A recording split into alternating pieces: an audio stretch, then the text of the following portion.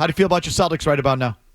I don't feel great. I don't feel great about the Celtics right now. The 21 game sustained stretch of mediocrity and a lot of, I think, sort of excuse making for it doesn't make me feel good about the team.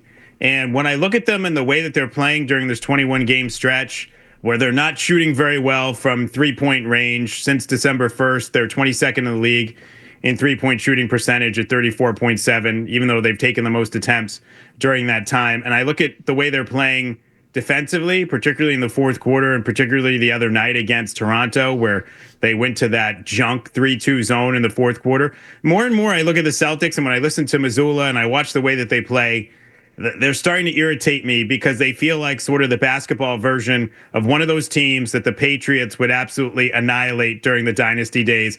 They feel like the basketball version of the Pittsburgh Steelers, which is, well, we do what we do, and eventually it will work, and we're really good at it, and so we're just going to do what we do, and we're not going to make any changes. We're not going to alter anything. We're going through a tough stretch. I'm not asking you to abandon your entire identity. That's not what I'm asking. But what I'm asking is that when you're not playing well on a given night or during a given week or, I don't know, during a given 3-week stretch, that you try and make some level of adjustment to what you're doing and how you're approaching things. Again, particularly on the offensive end, instead of just looking at it and saying, well, this is what we do, and eventually the math will even out. I'm finding that infuriating, to be honest. I'm finding it infuriating that they're just skating through this stretch, and Mazzulla is saying things like you have to embrace it and enjoy it, which to me implies that it can't be avoided, which I think is not true.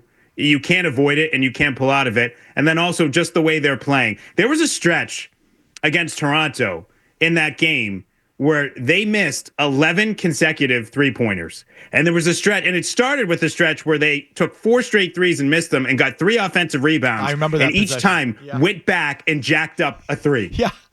Oh, yeah. No, keep going. I love this. I'm reading your email now. I'm sorry. It is the epitome of a team that is strategically and physically lazy. And I just feel like they're looking for the easy way out all the time, and it's very frustrating. Give me more on the 3-ball, because that's I don't know if you believe. I believe it's where it starts, and now they're sort of messed up because of it. But I can give you more on the 3-ball. Yeah. Look, they proved last year that their way works, at least against the level of competition that they faced. But it's interesting. Instead of looking at that and saying, okay, what we do works, and we were a great team and we won a championship, and it works when you have this level of talent. Because I'm with you in terms of the overall strategy, I think has its limitations. But like anything else, if you have enough talent plugged into the strategy, then yes, it works. But they've really doubled down on it. Last year, 47.1% of their attempts, overall shot attempts, were from 3. This year, it's up to 54.3%. I mean, that's an obscene percentage of attempts, I think, from 3-point range. At this point, last year, 45.6% of their points came via the 3. That's up from 41%. And if you look at the teams this year, they're one of 5 teams this year with more than 40% of their points coming via the 3-point shot. The others, you would not group the Celtics with, because the Celtics are way better than these teams. Minnesota, 21-19. Chicago, 18-23. Golden State, 20-20. Charlotte, 9-28. None of those other teams are in the top 6 in their conference. So, yes, this way does work. It works when you have a tremendously talented team, but I also feel it does have a tipping point and a breaking point, and I think the Celtics have reached it. So, Chris, just to sort of tie it all in a bow, you believe that this is purely a basketball thing, that there isn't anything going on off the floor with the sale of the team, some sort of locker room issue. You think it's basketball? I wouldn't rule that stuff out, but I don't like what I'm seeing basketball-wise, and I can't say for certain, Mazz, it's all basketball, but it's definitely, I think, at least partially basketball, and part of it is not making adjustments, not adjusting the way you play on a given night or given week or in a season where people sort of know what you do. When I watch them, look, again, you can win this way when maybe everything's hunky-dory in the locker room and everybody's playing really well. I'm not saying you can't. But when things aren't going well and you have to make some adjustments, I'm not really seeing the adjustments. What I'm seeing is the tyranny of math, which is that eventually the math will take over. This will even out. guys can't shoot this poorly all season long, and we're just going to clang, clang, clang goes the trolley and do what we do, even if it's a 21-game stretch of 12-9 or a 14-game stretch of 7-7 and not really. And I'm not asking them to abandon the three altogether. But even Scal the other night was saying, like, well, maybe they should shelve some of the 5 out in this fourth quarter and make it a little more 4-1. I mean, even Scal was saying that. So I think that there are times when you can make adjustments to what you do because they're needed, as opposed to doing the Pittsburgh Steelers thing. We do what we do. Doesn't matter who we play, how we're playing, where we're playing. We do what we do, and this is it. We're so good at doing it, you have to stop us. Right. We don't have to adjust to you. Right. You have to try and beat what we do so well. I mean, doesn't that drive you bananas? Oh, I mean, it would drive me even more bananas if I hadn't been saying it from the first week of the season when they were jacking up 63s, and they've had a couple games in the first couple months where they were clearly going for the record attempts, and I think it's organizational. I think it comes from the analysts, and Missoula is, I think a big adherent to it, and I've been talking about it since day one. I don't think it's sustainable. I don't. It's a silly way to play. I mean, you're the best team in the league because of your talent.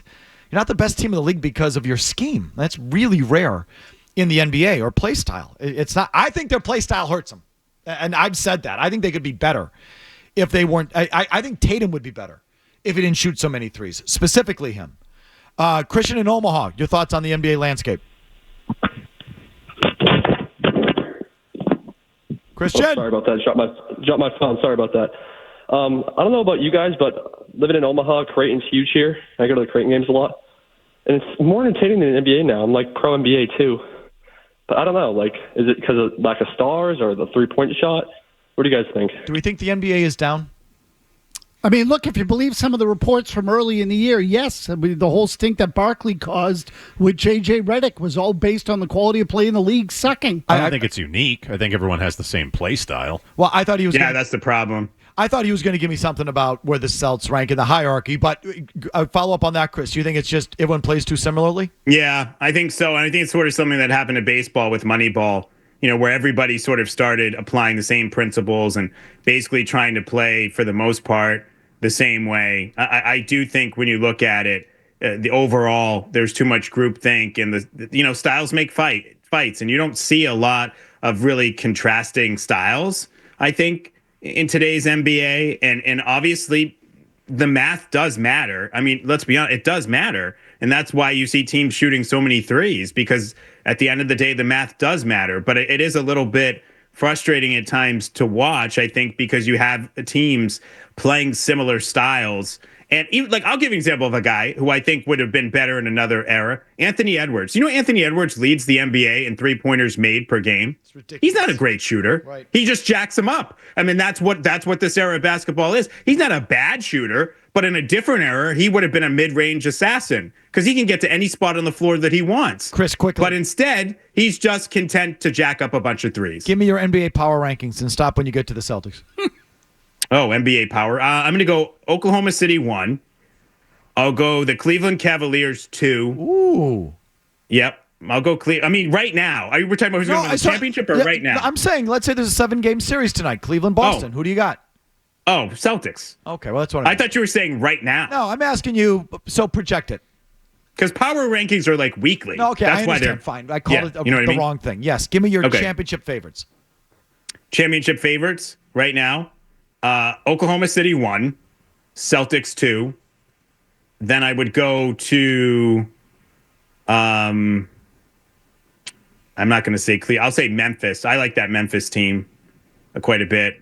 And then I'll throw Cleveland in there as well because they've done pretty well. Here, listen. And that's really it. I was going to say, after OKC and Boston, you don't really feel it with it. No, it's thin. Not really. Yeah, it's thin. I mean, maybe we're underestimating Denver. They've had some injuries. They've been good since Westbrook got back. Since Westbrook was put in the starting lineup, they have Aaron Gordon coming off the bench. Jokic has sort of been in and out. That's a team. That would be my fifth team because I think you have to respect them, the way that they play, and if they're fully healthy, what they can do. Jokic is unique. If you like that clip, check out more videos from Felger and Mazz here. For more Celtics analysis and opinion, hit this playlist. And for all the latest from the Sports Hub, download the app at 985thesportshub.com.